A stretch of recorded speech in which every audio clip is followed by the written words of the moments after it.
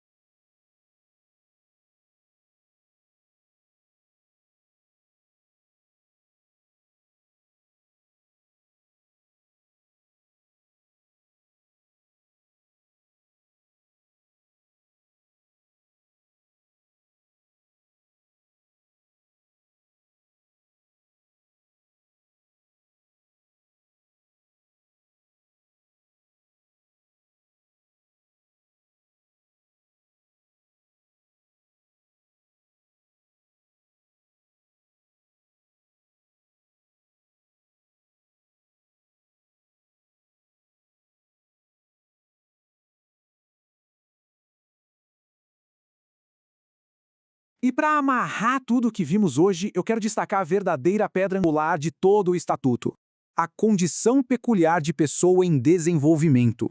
É uma frase simples, mas com uma profundidade filosófica e jurídica gigante.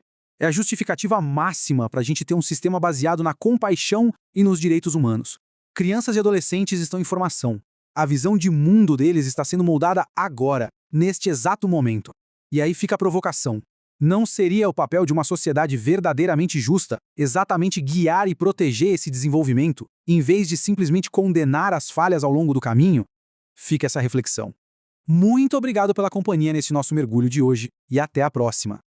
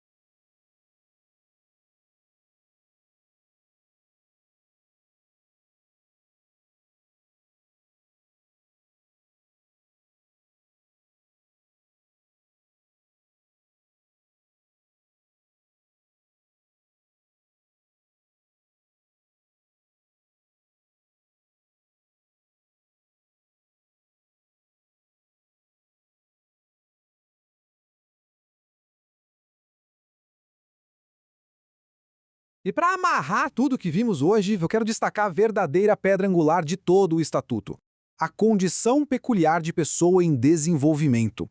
É uma frase simples, mas com uma profundidade filosófica e jurídica gigante. É a justificativa máxima para a gente ter um sistema baseado na compaixão e nos direitos humanos. Crianças e adolescentes estão em formação. A visão de mundo deles está sendo moldada agora, neste exato momento. E aí fica a provocação. Não seria o papel de uma sociedade verdadeiramente justa exatamente guiar e proteger esse desenvolvimento, em vez de simplesmente condenar as falhas ao longo do caminho? Fica essa reflexão. Muito obrigado pela companhia neste nosso mergulho de hoje e até a próxima.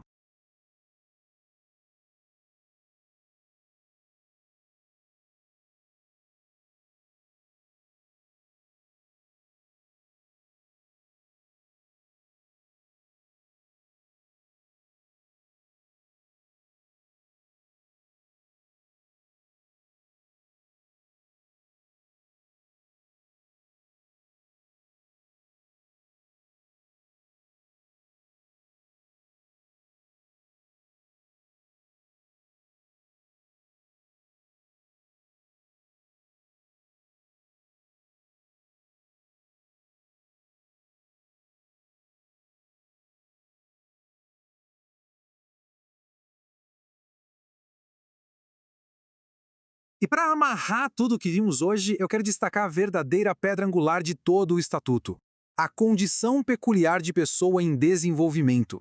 É uma frase simples, mas com uma profundidade filosófica e jurídica gigante. É a justificativa máxima para a gente ter um sistema baseado na compaixão e nos direitos humanos. Crianças e adolescentes estão em formação. A visão de mundo deles está sendo moldada agora, neste exato momento. E aí fica a provocação. Não seria o papel de uma sociedade verdadeiramente justa exatamente guiar e proteger esse desenvolvimento, em vez de simplesmente condenar as falhas ao longo do caminho? Fique essa reflexão. Muito obrigado pela companhia neste nosso mergulho de hoje e até a próxima.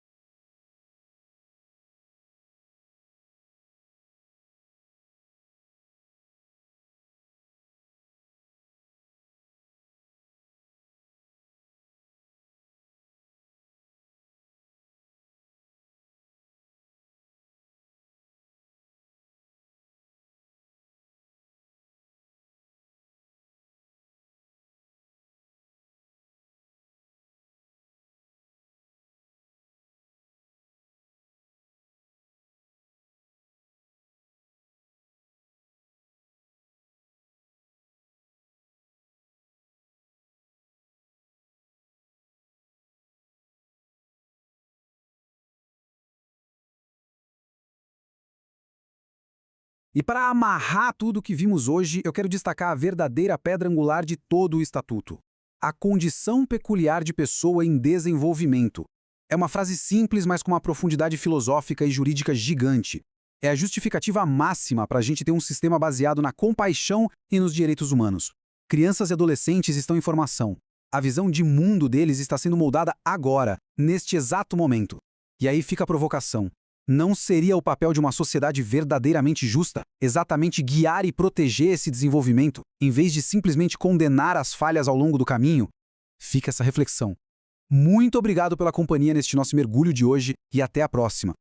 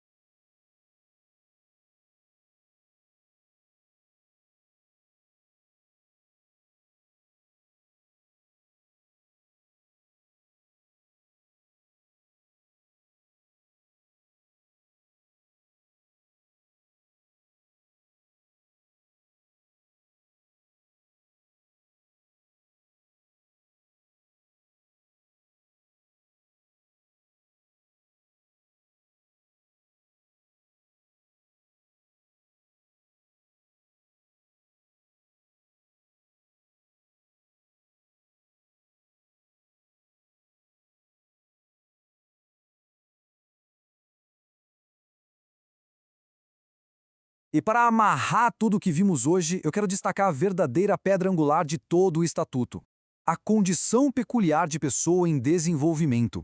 É uma frase simples, mas com uma profundidade filosófica e jurídica gigante.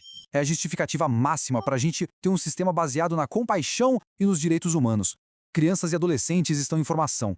A visão de mundo deles está sendo moldada agora, neste exato momento. E aí fica a provocação. Não seria o papel de uma sociedade verdadeiramente justa exatamente guiar e proteger esse desenvolvimento, em vez de simplesmente condenar as falhas ao longo do caminho? Fique essa reflexão. Muito obrigado pela companhia neste nosso mergulho de hoje e até a próxima.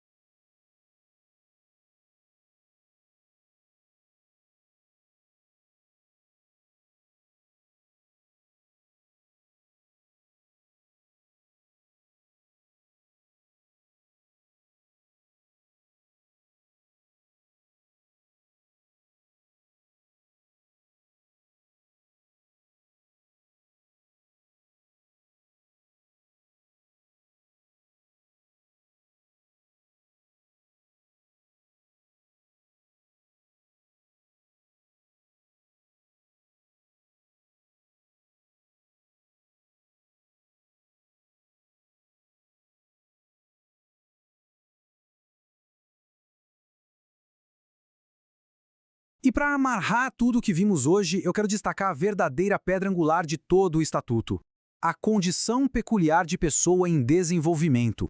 É uma frase simples, mas com uma profundidade filosófica e jurídica gigante.